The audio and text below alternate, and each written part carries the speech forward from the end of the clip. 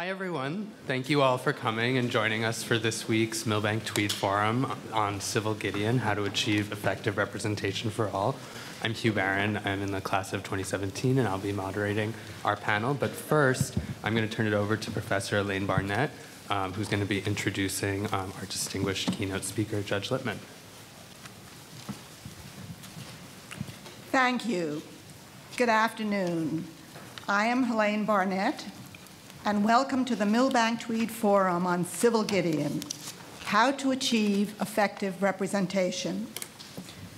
We have Chief Judge Jonathan Lippman with us today as our very special keynote speaker, who will be followed by a wonderful panel who will be introduced by Hugh Barron, who will act as moderator. At the outset, I would like to provide some background for this discussion.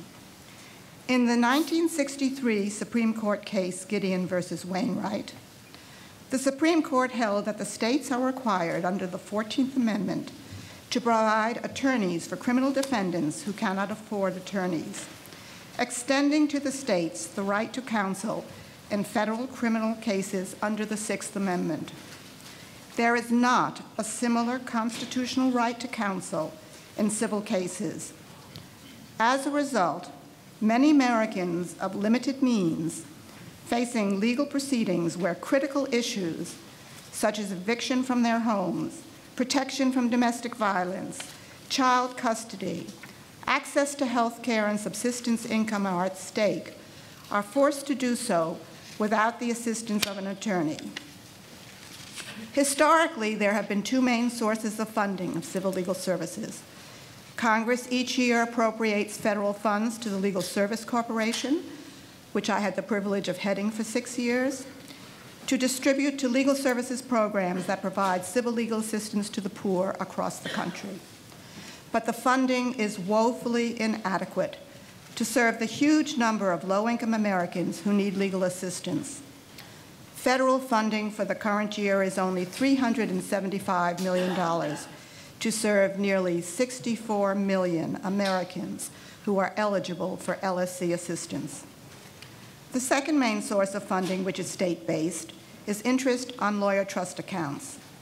In New York State, that interest has fallen precipitously from $32 million annually before the recession to $9 million because of low interest rates. At a time when more Americans than ever need civil legal assistance, the two major sources of funding have been drastically reduced. The result is millions of Americans navigating a complex legal system without counsel in proceedings where their most basic needs for economic and personal survival are at stake. Nationally, we are able to meet only about 20% of the need of civil legal assistance of low-income families and individuals.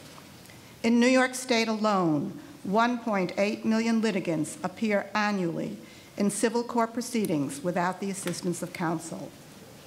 While I was president of the Legal Service Corporation, we coined the phrase the justice gap to describe the difference between the need for civil legal assistance by low-income persons and the available resources necessary to meet that need. Chief Judge Jonathan Lippman has done much to address that justice gap in New York State since he was appointed Chief Judge of the State of New York and Chief Judge of the Court of Appeals in February 2009. He has stated many times that no issue is more fundamental to the court's constitutional mission than ensuring equal access to justice. During his tenure, he has championed equal access to justice and taken an active leadership role in creating a permanent state funding stream for civil legal services. He has been a leader not only in New York State, achieving $70 million worth of funding in the judiciary budget for civil legal services, more than any other state in the country, but is regarded as a leader nationally for implementing innovative ways to increase access to justice and help alleviate the crisis in civil legal services. Just to mention a few, he has made New York the first state in the country to require 50 hours of law-related pro bono work prior to admission, created the Pro Bono Scholars Program, and established a program permitting non-lawyers to provide assistance in housing and consumer debt matters. Chief Judge Lippman's career in the court system spans 4 decades. He began as an entry-level court attorney, was the longest tenured chief administrative judge of all New York State courts, and served as the presiding justice of the Appellate Division First Department. In 2013, the American Lawyer named Chief Judge Lippman as one of its top litigators in the last 50 years. And by the way, he is also an NYU law graduate.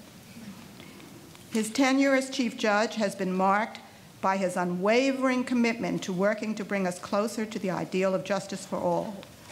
There is no one more passionate about this issue and no one more able to implement change to achieve equal access to justice than Chief Justice Jonathan Lippman. We are so fortunate to have him at the helm of the New York judiciary and to have him with us here today to share his vision for closing the justice gap and his thoughts on what effective representation means and how we can achieve it. Please join me in welcoming Chief Judge Jonathan Lippman.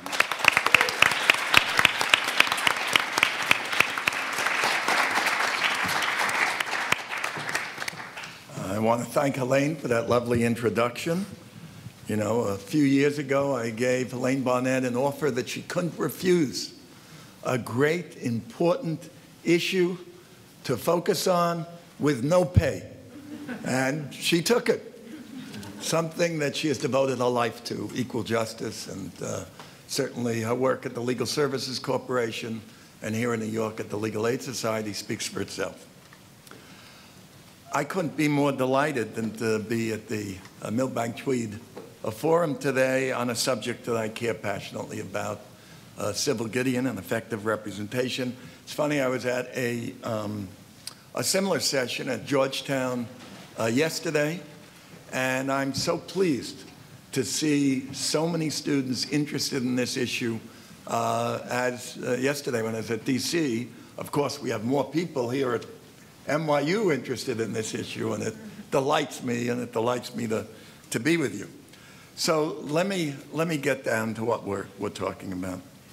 To me, the greatest threat to the legitimacy of the justice system is the lack of legal representation for the poor and people of modest means. They literally stand to fall off a cliff in these difficult economic times because they cannot afford a lawyer. These are people fighting for the necessities of life, the roof over their heads, their physical safety, the well-being of their families, and their livelihood. There is, by any standard, a crisis in access to justice here in New York and around the country, and it has produced this justice gap that Helene talked about. So the question is, what does the justice gap mean? We know it's the gap between the finite resources available and the desperate need. But look at the almost 2 million people that are unrepresented in the New York courts. In the height of the economic crisis, the Legal Aid Society, the oldest, most venerable legal aid organization in the United States, turned away 8 out of 9 people that came to them seeking legal assistance. Astonishing. Around the country, and here in New York, even where the economic crisis is ebbing a little bit, clearly we turn away far more people than we can take. The poverty rate hovers at about 20%, and as Helene indicated, LSC, Legal Services Corporation, has $375 million for the entire country. IOLTA, you know, the funds for the lawyers' fiduciary accounts, has dried up because of the low interest rates in today's economy. In New York, we went from $36 million, and we call it IOLA as opposed to IOLTA, in 1 year from $36 or $38 million to $6 million because of the lower interest rates. So what do we do about it? In 2009, when I became the chief judge, I testified at a hearing in front of the New York State Senate on the long and short-range plan for civil legal services in New York. And what became clear to me from that testimony is that there was no long-range or short-range plan for civil legal services. This has led us to create the New York template to address that. And what we did is immediately we created a task force to enhance civil legal services, what I talked about before, the offer that Helene Barnett could not refuse, to chair that group. We decided to hold hearings around the state to focus on this issue and determine what our needs are to close the justice gap. And we decided, pursuant to a resolution, a joint resolution of the state legislature, they asked us to hold these hearings and get back to them as to what we need to meet this crisis. And what we decided to do, the first thing that we did, which is the first pillar of our program to address it, is to get public funding for civil legal services. Really, as Helene indicated, LSC, IOLTA were the main funding sources. There were a few member items from the legislature when they had member items, but there was no real institutional state funding.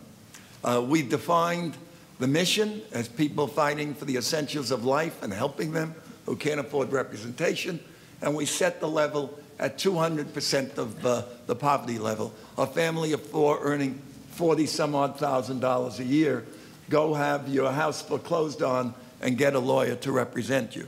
So that was the group that we were targeting. We did emphasize the obvious, the moral imperative that goes back to biblical times. Justice, justice shall you pursue, rich and poor, high and low alike.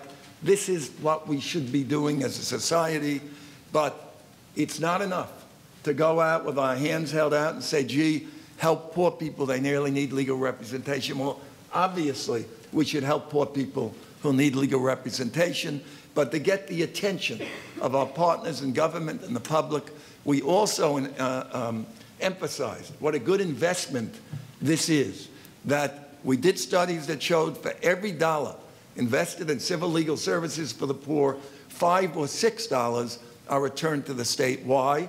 You could give me the answer. Lower social services costs, lower incarceration costs, more federal dollars flowing into New York. So our pitch was kind of counterintuitive. We got the heads of the biggest banks, the hospitals, the landlords, to come in and say, supporting legal services for the poor is the best investment that you can make. It's good for our bottom line and for the fiscal health of New York State. And I think we also tried to indicate that the judiciary and the profession stand for something. The same year that we did the first monies in the judiciary budget to support legal services, which were $27.5 million, they cut the judiciary budget by $170 million. And they, our partners in government, said, how can you deal with that cut and still support legal services? And that year we laid off 400 to 500 people, and we gave legal services $27.5 million. Why did we do it? Because if inside, you can keep the doors of the courthouses open, but if inside those doors you don't have equal justice, you might as well close them. They're not doing us any favors. We're not doing the public any favors. Equal justice is central to the mission of the judiciary, not tangential. It is what we are all about. And by demonstrating that our profession, your future profession, is going to be about principle, to stand for something, we have every year since then not had a day's trouble in getting legal services money from the legislature. $27.5 million, the next year 40, the next year 55, this year 70, and in this new budget that we just requested, we're asking for $85 million. And I put that into perspective for you. The Legal Services Corporation has $365 million for the entire country. We've been able to get $70 million from the legislature just for New York. And we're saying to them we have to reprioritize how we look at what's important to society, and that legal representation for the poor is as important as hospitals, housing, schools, all the things that we hold dear.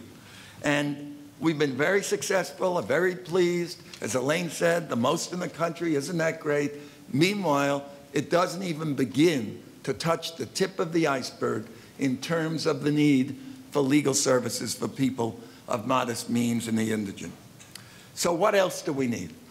The other thing that we need, the second pillar of what we try to do in New York, and so important to all of you, is pro bono work by the bar, voluntary pro bono work by the bar.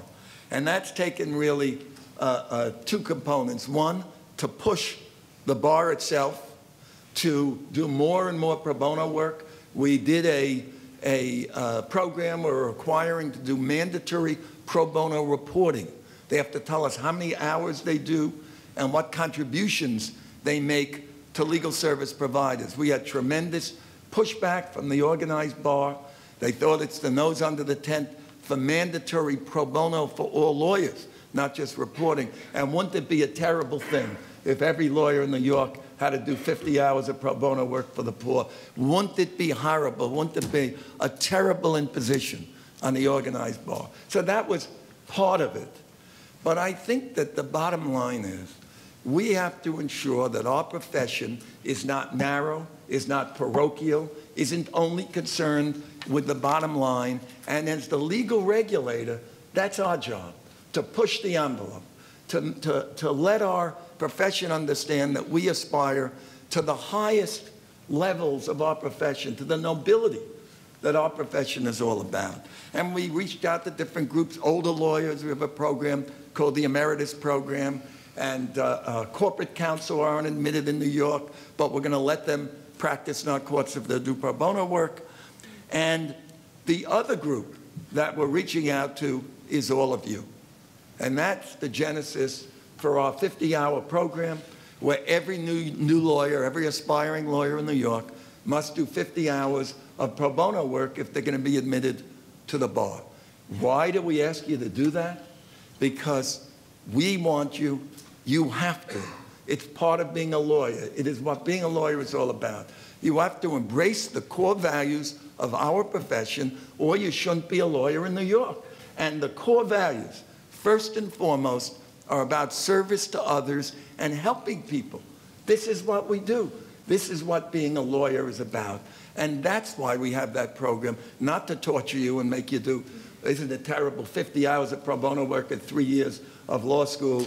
To me, a small burden that you have. And then we have our newest program, which we have students from NYU, over 100 around the state, is the Pro Bono Scholars Program, which lets law students take the bar in February of their senior year in exchange for devoting their last term of law school to doing exclusively pro bono work. And you get a leg up in terms of jobs, because you're working for somebody on pro bono matters. You're admitted to the bar the day that you graduate. You get experience, and of course, you'll help to close the justice gap. And it's the same issue, that our role as the gatekeeper for bar admission is also about trying to reshape legal education to understand that law schools, and this place gets it, of all places, NYU gets it. NYU Law School, like every other legal educator, is in the access to justice business. We're all in the access to justice business, whether we recognize it or not. We pursue justice. This is what we do, whatever our respective roles are. So, and to me, if you're learning about torts and contracts and property, then you also have to learn about values and have a values-driven legal education. What else do we have to do? In addition to these two pillars, public funding, pro bono work by everybody, especially the new generation of lawyers, the judiciary makes the rules on how the courts practice.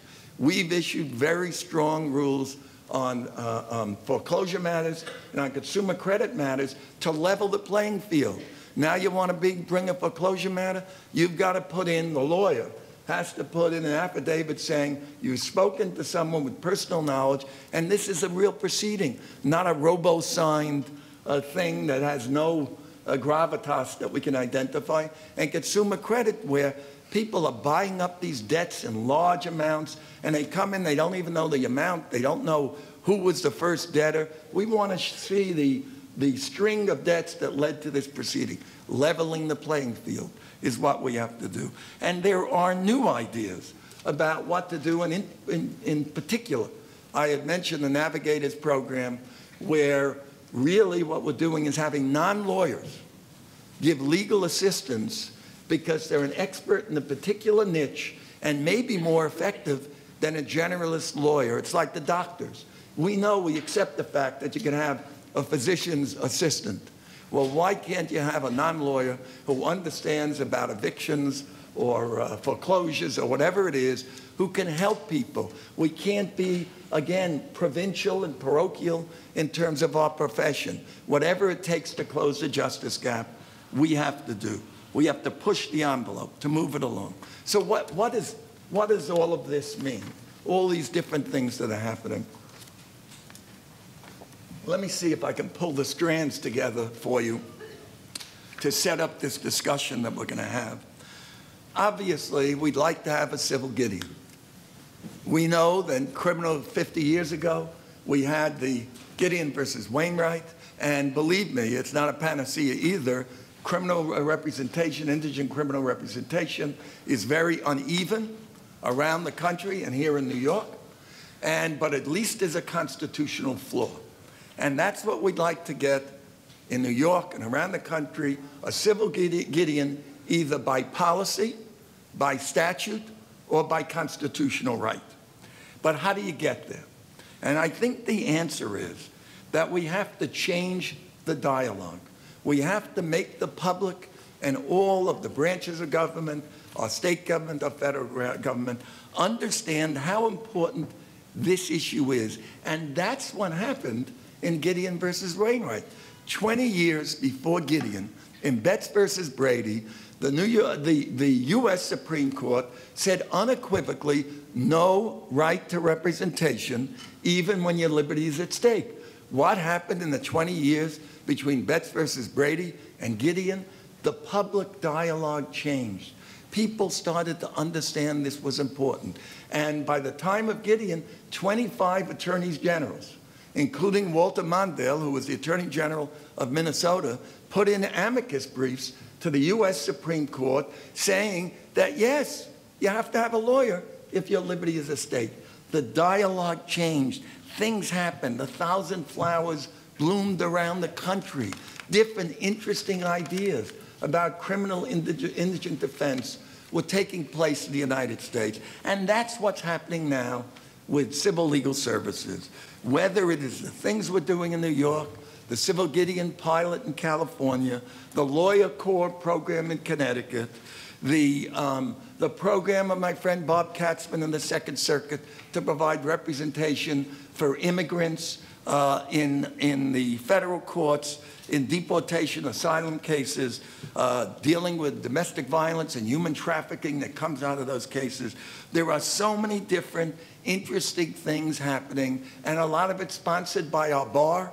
I give them, you know, a little bit of trouble when they're not living up to what they should be, but believe me, the bar is doing spectacular work in terms of pro bono. So we are changing the dialogue. We are changing the priorities. And let me give you an example.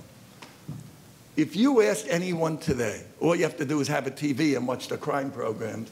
If you asked, there's someone who has the roof over their heads, not the roof over their heads, let's start with the criminal. It's someone whose liberty at stake, need a lawyer, 100% of the people would say, absolutely, we are, you know, we get that. But I think 20 years ago, if you would ask, well, what about if it's the roof over someone's head and you walked out in the street that people need a lawyer, people would have said, you know, why, what? Today, a strong majority, if you ask them, would say, yes, if you're being evicted or you're being foreclosed on, you need a lawyer. Again, we're changing the dialogue. We're getting people to understand what this is about. I believe that there's an access to justice revolution in this country, and I use that word advisedly. I think we're shifting the landscape on access to justice. I think we're laying the groundwork for the day when either by policy, statute, or constitution, we're going to have a civil Gideon. In New York, we are submitting a joint resolution to the legislature this year to lay out what that means, what effective representation, what a civil Gideon means, and getting the legislature, or trying to say as a matter of policy and principle that this is what the people of New York are entitled to. All of this, all of it requires leadership. Leadership on the part of the judiciary, leadership on the part of the profession, and leadership on the part of the academy and the legal education community. And I think as judges, we are uniquely positioned to exercise leverage in this area as the legal regulator, as the gatekeeper for bar admission, as the rulemaker. I think the bar has to step up to the plate and let the members understand the values that have made our profession this noble profession that we believe it is, and rise to the occasion, aspire to the highest standards of what our profession is all about, and not be narrow or parochial or just worried about, gee, what's the check that's coming in next week? And legal educators, I believe we need, and all of you being here shows me that you're getting it here at NYU, a values-driven legal education. It's more important to know what being a lawyer is all about and what your responsibilities are than to know the exact detail in your property exam. You'll find it, you'll be able to find it. Not that it's not important, but my point to you is that we have to all of us, focus, particularly the new generation of lawyers, on the nobility of our profession, on reprioritizing what's important to us and what's important to our society, and nothing could be more important. Civil legal services to these people dealing with the essentials of life is every bit as important and as traumatic as the loss of liberty itself. You take away your house, you go into, your kids leave their schools, you lose your job, the whole thing goes downhill. You get human beings who have real lives and they need legal representation. And this is what we are here to do, to reprioritize, to get everyone to understand how important that is. And I truly believe that together, all of us, we can make the ideal of equal justice a reality here in New York and around the country. And I ask you, each of you, to dedicate yourselves to that end, no matter what part of the law you go into. This is the most important thing you can do. So thanks so much. It's a delight to be with you. Thank you.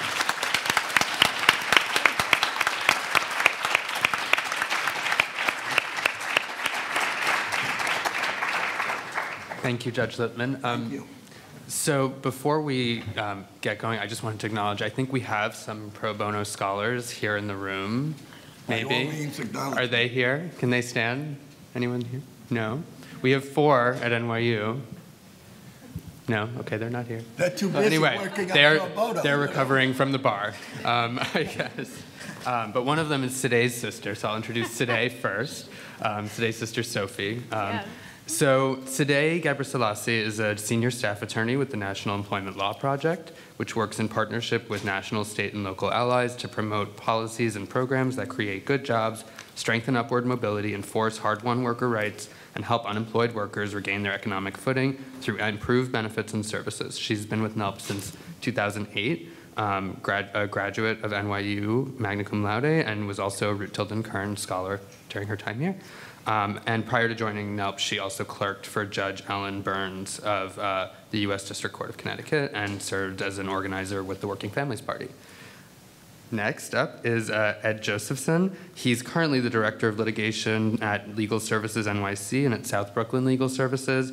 From 1996 to 2003, he was the Director of the Housing Law Unit at South Brooklyn. He's defended tenants in eviction proceedings since 1988. Is that right? Yeah. And he's litigated a lot of affirmative cases that have actually won new rights for people in housing court. And I probably will ask him to talk some about those cases. And he's also litigated a number of those cases in federal, district, and bankruptcy courts to protect people in federally subsidized housing projects, and is also an NYU law grad, class of '81. And finally, Abraham Paulos is the executive director of Families for Freedom, which is a New York-based multi-ethnic human rights organization by and for families facing and fighting deportation. Abraham joined Families for Freedom as a member after he faced immigration detention himself, and his experience moved him to aggressively advocate for others. Before joining the staff, he was a researcher at Human Rights First, focused on immigration detention. He also served as the program director at Life of Hope, a community-based organization in Brooklyn, which provides services to low-income immigrants, and has worked in the media, has reported on urban policy and human rights at City Limits, and is a graduate of GW University with a degree in international affairs, and he's currently finishing a master's in human rights at the New School. So we are delighted to have all of you here, and we're going to have lots of time for questions for everybody at the end, including Judge Lippman. But I wanted to start out with a question for each of you, and I guess starting with Abraham, actually. Okay. If you can... Like the only non-lawyer, you're going to go after. Wow. So I wanted to ask each of you to, thinking about what Judge Lippman has said and about this issue of civil legal representation, in particular, and expanding rights for people in these proceedings who are faced with really life-threatening needs. Can you define the needs you see on the ground in your day-to-day work, and whether or how the expansion of Civil Gideon would affect that? For sure, and that was a great speech, Judge Lippman. I thought it was amazing. Well, I just kind of quickly want to provide a context of sort of deportation and detention, really talking about a series of laws that came out in 1996 that expanded crimes to get deportable, also made it retroactive, but in particular, a category called aggravated felonies. And what that means in the line of work that I do, if you're considered if your conviction is considered an aggravated felony, you are subjected to mandatory detention and mandatory deportation. What does that mean? That means you get no bond, right? And there's hardly any relief for deportations. So when we're talking about the loss of liberty, right, that you so clearly, just described, we're really looking at people that are going through a system that come from various demographic backgrounds, but really poverty, right, that then get caught up in a system, right, that cannot get bond. And that's a serious issue. This person will not be able to get out. Now, in the immigration context, I think the wording is that you are allowed counsel at no expense to the government, meaning that the government will not pay for a lawyer. Now, the situation in deportation or removal proceedings, it's so adversarial. You're talking about people that come from either Washington Heights, Bed-Stuy, Brooklyn, who are now caught up in a federal system, and what's at stake is their liberty. What's at stake is separation from their families and essentially banishment from the country. So there's pretty much nothing like more than living for that, right?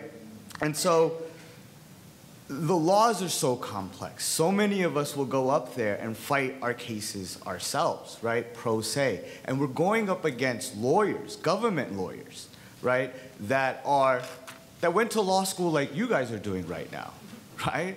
Hopefully you don't work for Department of Homeland Security, but please don't. Listen to what he said earlier, right? And so, I mean, but you're looking at folks that you have to go to 3 years of law school to do this, and you're asking someone who is detained that cannot get out of prison, and you're asking them to sort of fight for their liberty, to fight to be with their families, to fight for their own identity, which they've been in this country for a long time. It's not fair. That is just not fair. And I understand there's due process issues, and you guys know the law, there's like Fifth Amendment issues, or whatever that is. So when we're talking about equal justice that he brought up, or we're talking about fairness, like it's not fair to have someone that wasn't born in this country, that didn't naturalize, to fight for their lives and go up against the United States government with a lawyer that's been trained for 3 years, and the stake is their own freedom, and the stake is to be in this country. So that's what I'd like to bring down. Yeah. And just to follow up, so one thing that has changed in this context, I know, Sure. is that New York City, under Mayor de Blasio, has actually expanded the right to counsel. Yeah, it's a and beautiful to assistance program. for immigrants. Can you talk a little bit? I know there's no numbers yet, or we don't have firm data, but I know some of your clients have benefited from that. Can you talk about what that has done for them? I mean, it's given, you know, it's justice. That's what it's given for us. You know what I mean? But the New York Family Unity Project, and basically my understanding is that there isn't a program like this around the country. And essentially what it is that program provides legal services for people that are in detention, for folks that cannot get a bond, particularly, and for folks that cannot afford a lawyer. And so the program, I mean, I think it's creative, I think it's innovative, I think it's necessary.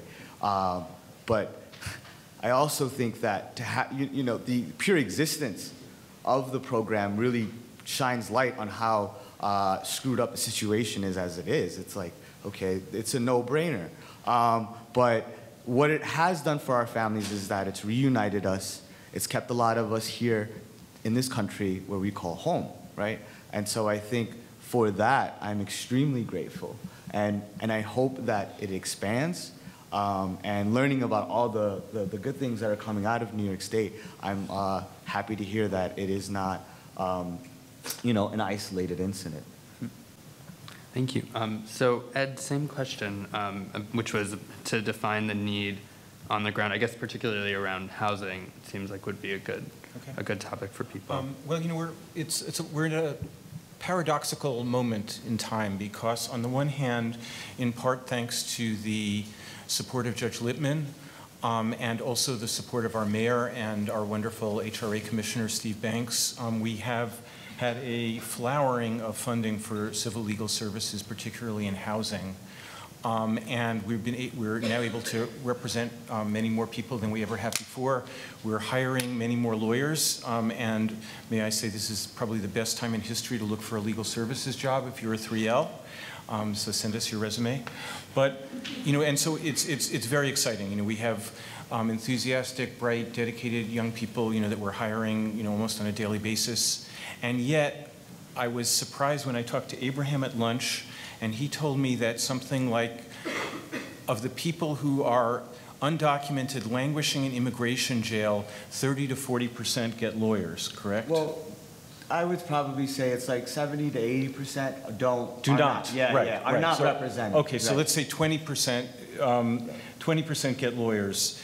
In housing court, it's more like 10% or less of, you know, red, white, and blue Americans with full constitutional rights coming into housing court have a worse chance of getting a lawyer than an undocumented person being deported by ICE. And that's with all of the dramatic increase in support. And, you know, I have been litigating in housing court now since 1988, which I hate to admit. And, you know, I wish I could say that things have improved in housing court. And, you know, I really can't say that. I wish I could.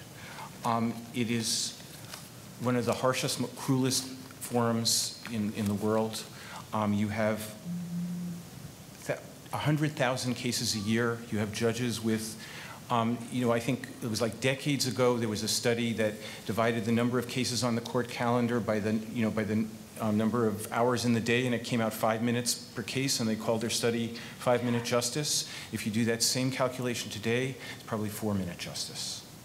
And so even the most well-meaning judges in the world cannot really devote the attention to the cases that they should, or that many of them want to. And given the pressures of the New York City housing market, there is a huge bullseye on every single low-income tenant, because if you get them out, you can triple the rent and you can gentrify your neighborhood. And so my experience is that in the cases we do, every case, virtually every case, is hard fought. We fight tooth and nail. We need every ounce of our legal skill and training and knowledge. We file motion after motion. We try to get discovery, which you don't get as of right in housing court.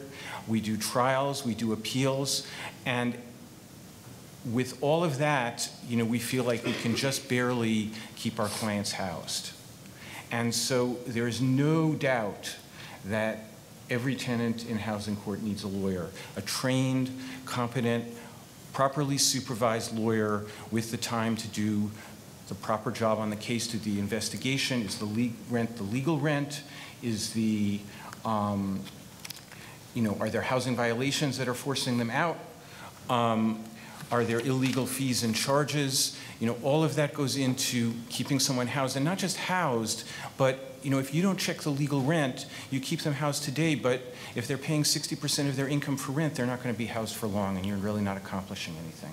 So there's no doubt that the right to counsel, as the judge was saying, to keep people with a roof over their heads is as urgent now or more so than it was 26 years ago when I started. Because when I started, it was urgent, but if you lost your apartment, you could walk across the street and get another affordable apartment. And today, if you lose your $1,000 a month apartment, you will never find another one. And you will be, so if you're paying 40% of your income, tomorrow you'll be paying 70% of your income, and that's if you find one. So it's urgent. It is very fortunate that we have so many friends at every level of government, but honestly, we are making up for decades of bad, cruel, stupid policy. And it's hard to make up for all that lost time. And I know, Judge Lippman is trying to do that. I know the mayor is trying to do it. We're all frantically trying to do that, but we're coming from behind here, and we need your help to do that. And just as a follow-up, if given all of the new money and hiring, what percentage do you think we're likely to get to in the next few years of people actually represented? Right. It's hard to say. Maybe more like 25%. Thanks. And that would be double. That would be great. That would be great. I'm not being ungrateful. Right. Well, and part of what I was wondering about that is, and then I want to turn to today, but I think people sometimes think of legal services as you're just keeping something for somebody, or you're just helping them not get put at the end of their rope, right?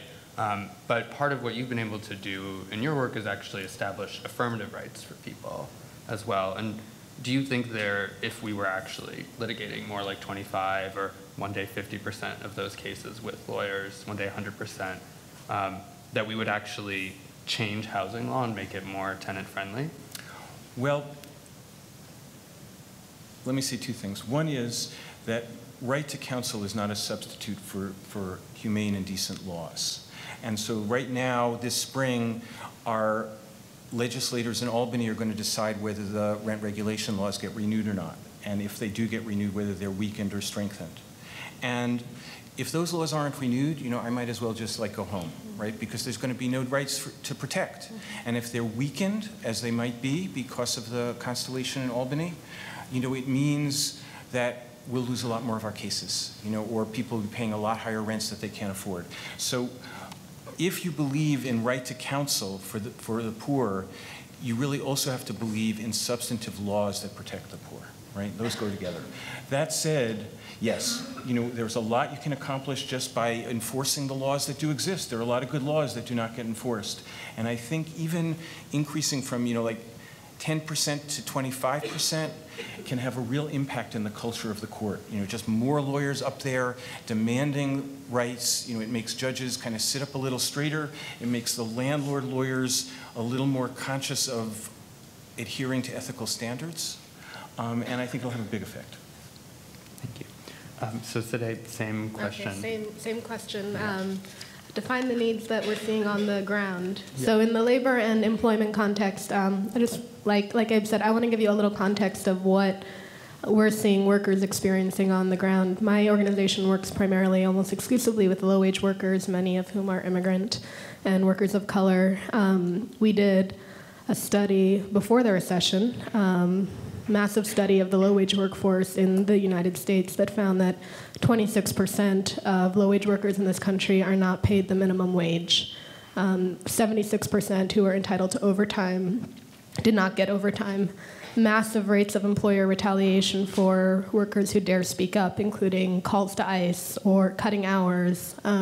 So many violations happening in the low-wage workforce. That's probably gotten even worse since the recession. So that's the context that we're working in. And, you know, very few of these cases actually going to court. You know, private litigation for these cases is really difficult. Oftentimes the claims are very small when you're talking about low-wage workers, so even if a lawyer wants to take a case, you know, they can't take a case when, you know, the claim is maybe $3,000. We see public enforcement, again, because of lack of resources, almost non-existent, and that's not the fault of the agencies themselves, but the fact that they just don't have the capacity to deal with these massive rates of violations. There was a study that found that the chances of a workplace actually being investigated by the Federal Department of Labor was less than 0.00001%. And that's because we're faced with a Department of Labor that has 1,000 investigators, but is supposed to cover 7 million workplaces and 130 million workers that are covered by federal wage and hour laws, and that's just impossible.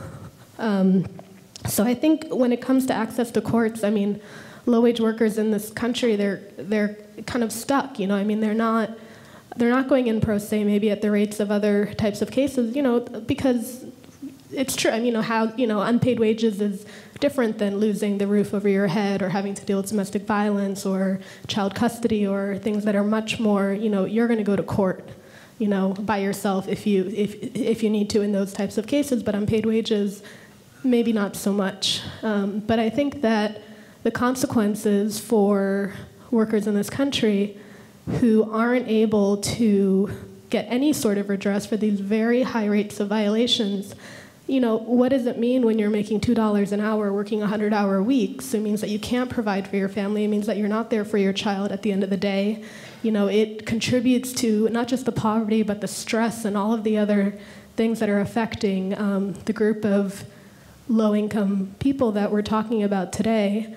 And what does it mean for our communities when there's no money flowing into the communities where people just aren't around? You know, the stress, I'm just going to repeat that again, is really massive. And so I think, you know, when I was reading the materials for the panel today, I was thinking, you know, what does access to justice cover? What type of cases? You know, you might not think that these types of cases rise to the level of basic human needs, but I think the consequences really do. So. Yeah, if I could just say, and the consequences, among others, is that when people don't get paid the minimum wage, they're not paying their rent, and then it becomes a roof over their heads. Mm-hmm. Exactly. Yeah. So I guess coming back to you, Judge Lippman, how do you think about some of the things people have been saying, and particularly, I feel like this last thing that Sadeh is raising about the need to have affirmative opportunities to pursue justice as well, that if you're a low-wage worker, you should be able to go to court and have that be, and be represented in that process. I think even it goes beyond that. I think that a lot of the money that we get and give out to providers goes to avoiding court. Mm-hmm. I mean, a lot of the questions, you're just dealing with bureaucracies of one kind or another, and being to have someone who's trained to be able to stand up for you and to proactively plead your case.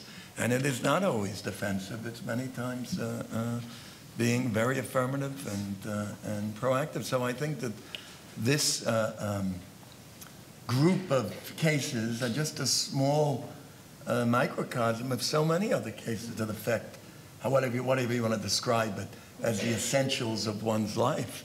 And I think it just demonstrates that the need is so acute that whether it's immigration, where the city is doing really good things, as you say, and the federal courts are trying to do good things, and yet most of these people are totally, without any help whatsoever.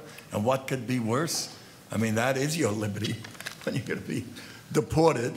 And the wages case, your livelihood, whether you can afford a family, and housing, where I do want to give credit, as you indicate, Edward, that the city is really doing some nice things with Steve Banks over at HRA and the mayor have consolidated all of their legal services money with HRA, and they're having a massive program to provide legal representation in housing cases, and it will do a world of good. But we have to be, the need is so great, there has to be, again, so many different ways to address this problem. Like one of them, which we're doing an emphasis on housing with the help of the Robin Hood Foundation, which, as you may know, is an entity geared towards fighting poverty. And with the Pro Bono Scholars Program that what I talked to you about, we now have grants from the Robin Hood Foundation where after the students do their last semester of pro bono work, those who are working providers, Robin Hood is going to fund, with the help of the city, is going to fund those people who are working providers in the last term to continue on for a 2-year period, particularly doing housing representation in eviction cases. So I think that what this demonstrates is the enormity of the need and the fact that all the things that are happening and I think terrific things are happening, are really part of a process and an evolution in the understanding of the need for legal services. And I do equate it very much to what happened with Gideon on the criminal side and how the world changed and the view changed. And I think it's particularly important that it happens in our cities and our states, because Washington is in such a state of gridlock that you cannot get funding for anything about anything, regardless of whether it's good things or bad. You cannot get them to move. So I think the action is in our cities and our states, and I think there's plenty of it. No, go ahead if you want to respond. Well, I was just going to say one, to your point about the dialogue changing, Judge, I think one reason why the dialogue has been changing so much is that more and more Americans are finding themselves in the boat where they require civil legal services themselves. I mean, the 200% federal poverty level actually encompasses a lot of families, and even in New York, if you look at whose apartments are being deregulated, it's middle-class families. Right? Exactly. And then, I mean, rise of unemployment, meaning more people filing for unemployment compensation. So I think that's, I wouldn't even call it a silver lining, because, I mean, I don't want to say that it's good that this is happening, but because it's not. But I do think that it's prompting more people to see themselves as part of the group that would benefit. And I think people think that we're only talking about the indigent who are walking around the streets without a home or anything. We're not. Yep. The far greater group are people like all of us who just are finding themselves desperately in need of legal services to maintain a life.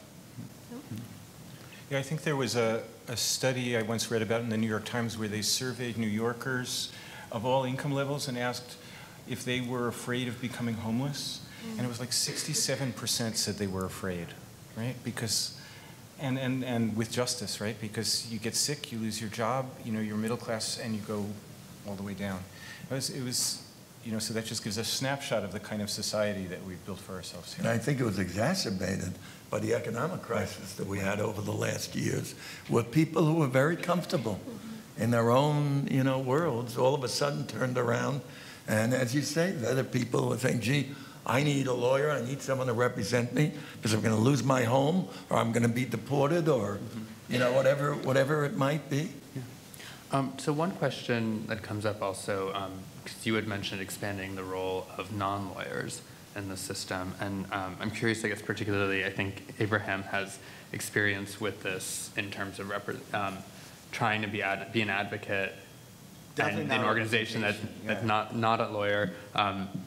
Well, there's some people that have raised concerns that it would create 2 tiers of justice, right? There's justice if you can pay for a lawyer or get a lawyer funded, and another kind of level of this other advocacy level. But I'm curious how you've experienced this in your own work. What can non-lawyers do, and what are the limits that you have? The limits are hard and fast. There are boundaries, right? And I think what we're really looking at, again, provide some context.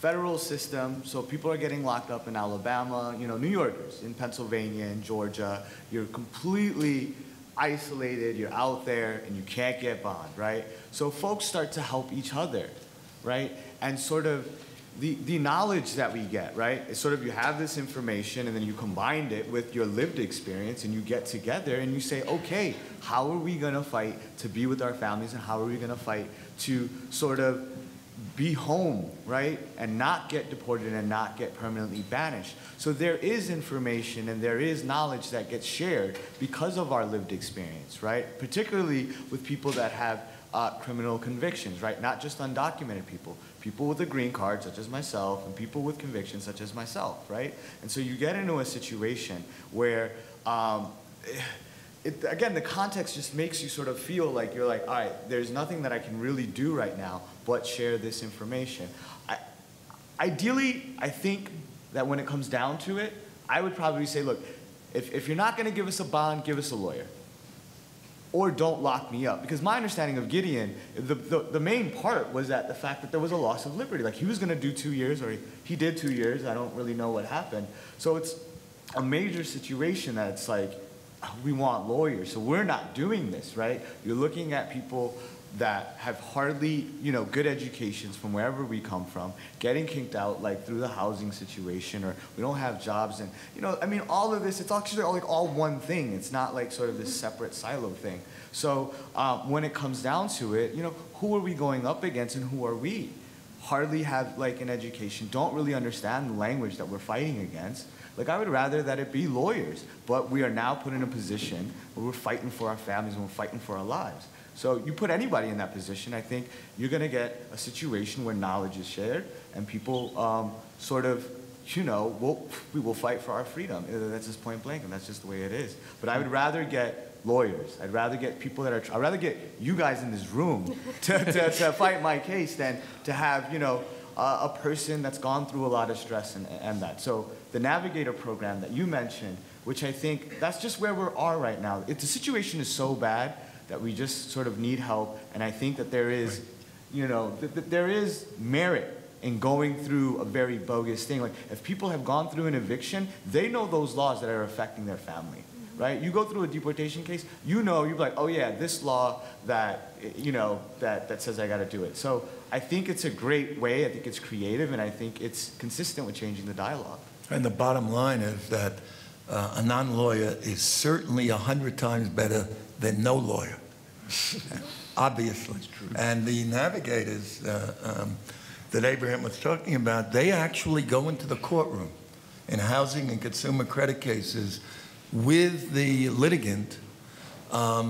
They can't argue the case the way a lawyer can, but they can answer questions that the judge asks. They provide moral support.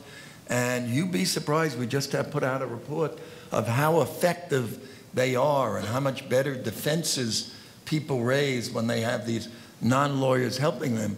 So what we're doing is every conceivable way that we can do it to fight the justice gap, we should be doing. And obviously, legal representation is the best, but I do believe what I said in my remarks that you can have a non-lawyer, particularly in some of these areas of like foreclosures, who become experts in the issues, and they can represent you better than a generalist lawyer who doesn't have a particular expertise. So I think that's the new emerging issue in civil legal services. And the other issue is, what is the practice of law? And how far can you go? And where do you draw the line as to what non-lawyers can do? And we're going to submit a bill to the legislature this year to carve out for these people that we've dubbed navigators that kind of function and say that's okay.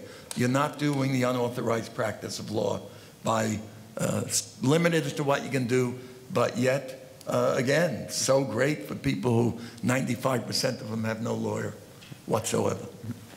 Ed, do you have thoughts about this, about the roles that non-lawyers can play in housing court in particular? Yeah, well, you know, I think no one, you know, is saying that a non-lawyer is as good as a lawyer. You know, it's I think it's a stopgap on the way to, right to counsel, and it can be valuable in some ways. I know there are housing organizers, who are very effective outside of court in agitating for repairs and negotiating with landlords, and in some ways it would be great if those people would be authorized to come into court. But and I haven't seen it myself with my own two eyes how it functions, and I know people say it functions well, but it just conflicts with my own experience when I know how many times our lawyers have to write real briefs with case citations and, sort of rack their brains to come up with every legal angle that they can. How are these non-lawyers doing it? But certainly it's better. I mean, certainly the court is so terrifying to unrepresented litigants that just having someone standing next to them, if it gives them a little more confidence to stand up and say, my ceiling leaks, when otherwise they're afraid to even say that, that's certainly a positive thing. If the fact that someone's standing there means that a judge will speak to the litigant with a little more respect because someone else is watching, that's a good thing. So I think it's good to experiment. And we just have to keep evaluating and as we do that, pushing towards the most high quality representation we can get. Today, do you have thoughts on the employment context? No. Okay. Well, I think maybe what we're going to do now is take some questions from the audience. We wanted to give enough time for everyone. So if you want to ask a question, raise your hand and please wait for the microphone. I see one question up here. Okay. Yeah. Hi, thank you all to all of the panelists. Can you stand up? Oh, sorry, yes. So this is an issue that's important to me. I worked in civil legal services for 5 years before school and working in removal cases now. I wondered, I worked both at Legal Services Corporation organization and non-LSC, and I wondered if so for the people who don't know, Legal Services Corporation funding comes with a lot of restrictions on who you can help, like an undocumented person who needs to go to housing court. And I wondered if in working for the expansion of civil legal services in New York, you've encountered, maybe Chief Judge Lippman, you can comment on if there's been any pushback or attempt to restrict how funding would be used for even, the marginalized within the marginalized. It's a great question. As Helene Barnett is sitting right in front of you knows, as the president of the Legal Services Corporation, the political dynamic in Washington has led to a lot of those kinds of restrictions, and with class actions and so many other things that those monies are, tailored to, and you can't go beyond it. We have not really had it particularly. I think there's an undercurrent of that some of the problems that we get with legal services funding, and we've been very, very fortunate, but some of the problems come from sort of that same sense of suspicion that I think you have in the LSC monies. So we're trying to make this an issue that transcends the left-right divide and not allow it to become a political issue, which would result in exactly what you're talking about, sort of tying our hands as to, what the funds can be used for. What we do try and do, where no one is tying our hands, but we want to put it to the maximum advantage that we can. Make those dollars translate into all the things we're talking about, rights for people and outcomes for human beings. So the answer is we haven't gotten too much of it, but it sort of lurks in the background. And it's a very good question. Okay, I have a question. So it's actually sort of related to what you were just saying. I was wondering about whether you have any concerns about the sort of strange bedfellows that I think sometimes access to justice issues can bring. So for example, I worked in a housing rights organization in the Bay, and one of our largest donors was actually an eviction attorney, because it was in his interest to donate money and to have the cases actually be litigated, as opposed to just get a default judgment and have the person evicted. And so I was wondering about how to sort of manage the inevitable contradictions and like just weirdness that happens when you have that sort of situation. Edward, you want to? I have my own view, but you answer Well, first. I don't think we've had quite that problem here of large donations from the landlord's bar. I will say that, when asked on official occasions, most of the leading members of the landlord's bar do express support for representation of tenants, and I think not purely for mercenary reasons. It's true their legal fees go up, but I think. Anyone with any sense of decency, feels conflicted when they're up against someone who doesn't have a lawyer. And even me, when I'm representing a tenant against a landlord who's pro se, and I know that I'm on the right, and they may not even be very nice people, but I still feel a little, like how much do you push? What do you say? It's not, our system's not built for that, and our code of ethics is not designed for one side with counsel and one side with not. And so it really puts all of us, I think, on both sides of the bar in a really ethical gray area. And I know there are some people who have written a lot about it, like Russell Engler, who I think is also an NYU grad, who you probably know, Judge. I do. He's written extensively on this. It's not where any of us should be. So in terms of the bedfellows, I guess I see we'll take support from anybody, They're not going to, and we need all the help we can get. Let me just add to that I do think that landlords, in the most general way, do like to have representation. And when we've had testimony from the leadership of the landlords group, they all say we don't want necessarily these apartments back. We want representation on the other side. So I do think that is,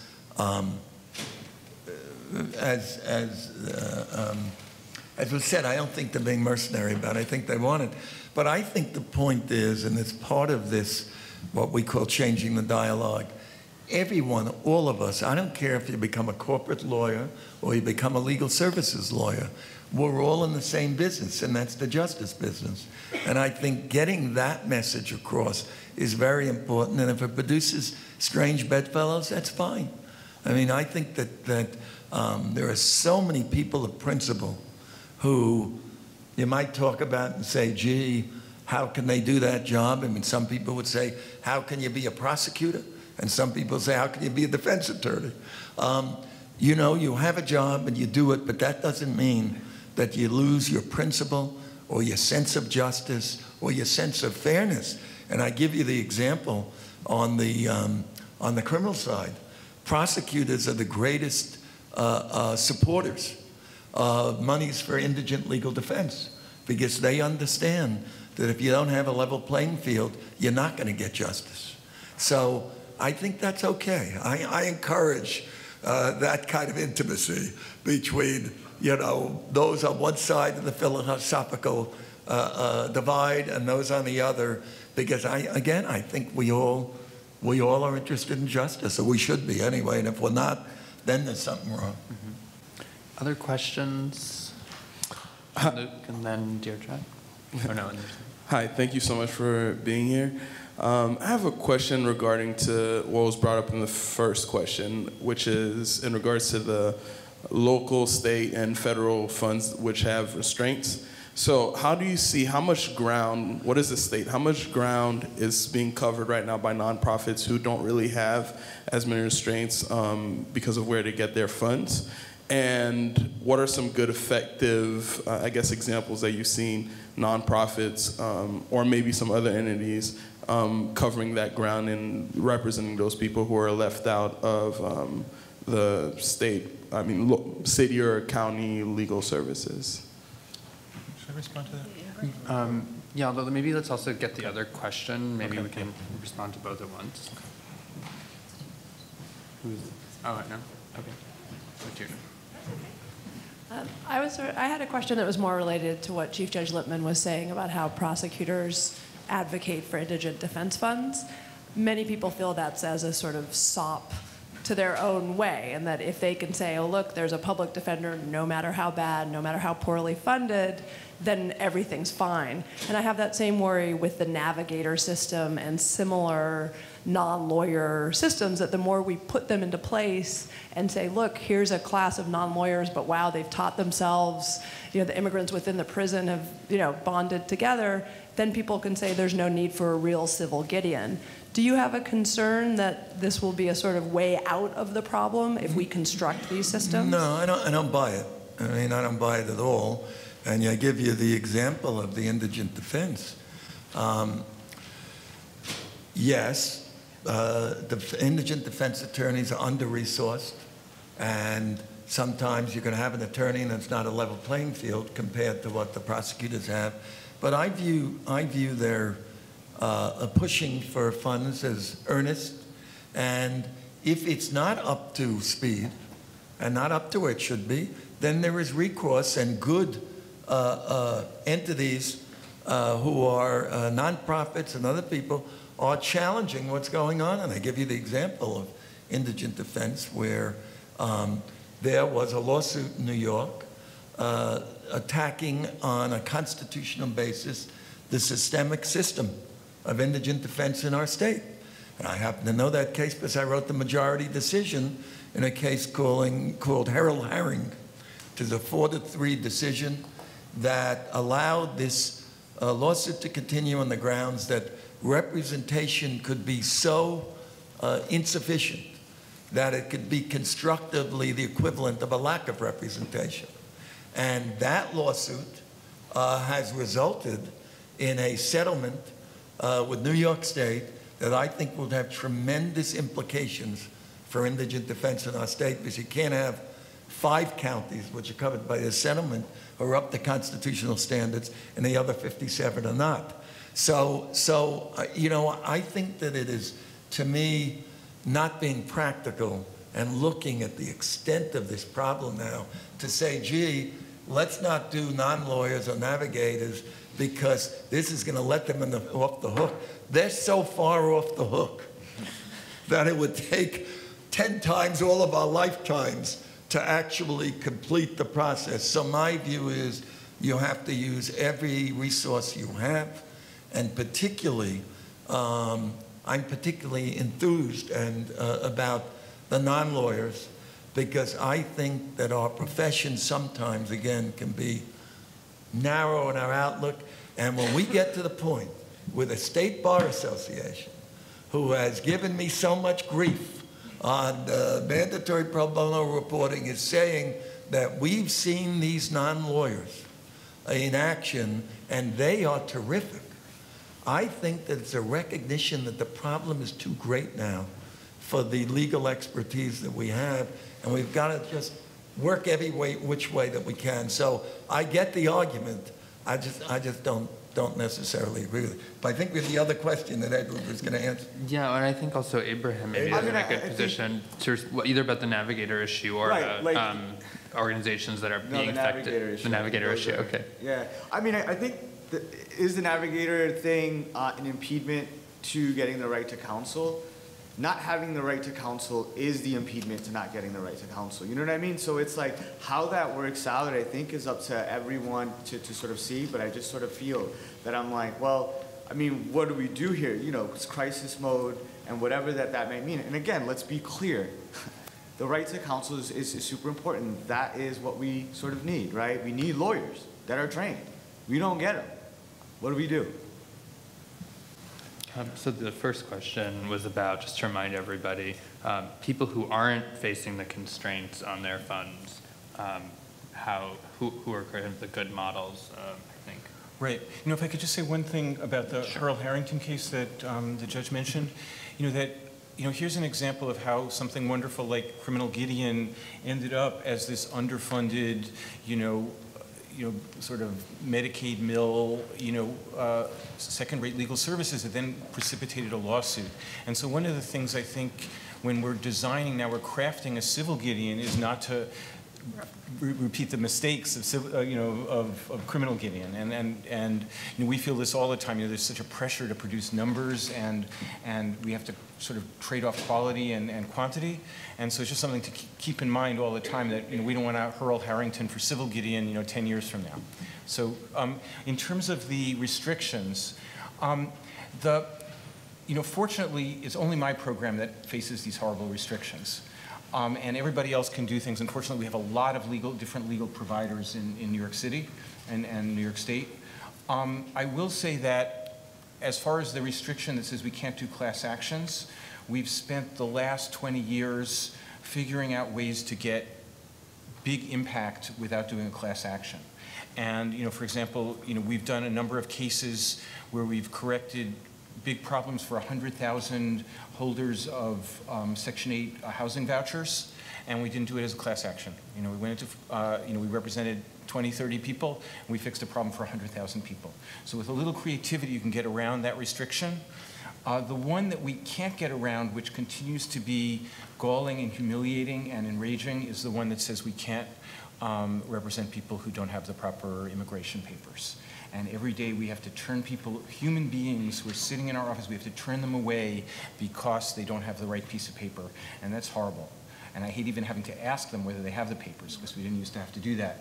But fortunately, we have the Legal Aid Society, who we refer people to. And so we work as a team, and sometimes they're conflicted out because they have a criminal case and a civil case, and we take their referrals. And so on the whole, I think we've gotten around what Newt Gingrich did to us in 1995. Pretty well in New York City, but it's still galling. We were hoping for a millisecond that President Obama would take care of this problem for us, but he had a lot else on his plate, and that millisecond passed, and I don't know when that's ever going to happen. Today, I was wondering also in the employment context and wage and hour violations, like who are kind of it's a sort of a different set of cases, but who have been effective, who's able to who's able to deliver justice? It's similar to what Ed was saying in terms of New York City being almost, a very different place than other parts of the country, because you have, this amazing network of worker centers and other non-lawyer advocates. It's not the navigator system that we're talking about, but just that do everything from, send, all of the non-legal stuff that can actually get results quickly. So send a demand letter to employers, do some of the organizing to shame employers, accompany workers to state agencies like the Department of Labor, and just help them file the complaint. A lot of language access issues come up, so just, doing it for them and talking to the case investigator, and that's been a way to kind of fill the gap here and there, but it's, it's very ad hoc, and it's reliant on the fact that there's New York City is just a hotbed of organizing activity. So I think we have time for one last question, if there is one. Does anybody have one final question? Oh, over here. Do you think that a civil... Oh, wait, sorry. Just wait for the mic. Sorry. Stand. So a lot of people who are in housing court or have employment violations are really afraid of bringing a claim or really advocating for their case in court, probably because of retaliation or something like it. Do you think a civil Gideon where more people are able to be in court and with effective lawyers or navigators will help people feel more confident bringing these types of retaliation cases? And if not, what do you think would help that issue? I think that's a great question today. Do you want to talk about that and how that plays out in the employment context? I'm not sure. I think, and other people have said this, just having somebody standing next to you that is a lawyer is a huge deal, just in terms of the confidence that, the way that it makes you feel as somebody bringing the case. I think it's more, though, that if you have more of these cases happening, then you have, at least in the labor and employment context, you have greater employer compliance. Right now, there's zero consequence to doing whatever you want to your workers because you know that they're not going to go to court.